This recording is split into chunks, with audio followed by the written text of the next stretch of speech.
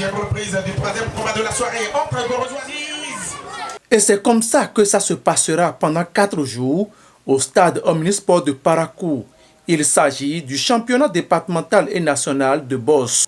Contrairement aux années antérieures où chaque département organise sa compétition, l'organisation du championnat départemental et national de boxe a connu cette année une innovation. Au départ, on laissait, disons, chaque ligue organiser son championnat interclub et de là, les champions de chaque département se présentaient en un lieu choisi pour la phase nationale.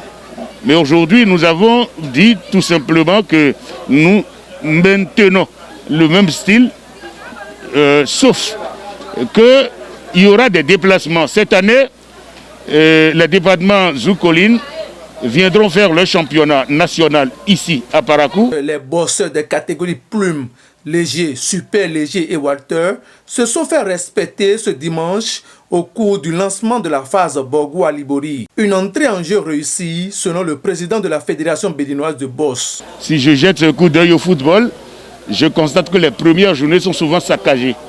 Mais comparé à ce que j'ai vu ce soir, je constate que j'ai des pugilistes qui sont en forme. Je constate que si la première étape est de ce niveau, déjà supérieur à la moyenne, alors l'avenir augure de très bonnes choses.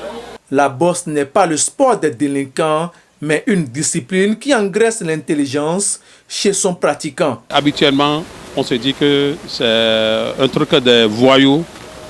C'est pour montrer à la face du public que c'est le noble art, c'est pas pour les voyous, c'est pour les hommes dignes, réfléchis, intelligents et des intellectuels, pourquoi pas. Pour ce grand événement, nous rendons un vibrant hommage au président de la Fédération nationale de boxe. Je veux nommer M. Pierre Envy, qui a su faire le jeu pour qu'il y ait cette fête.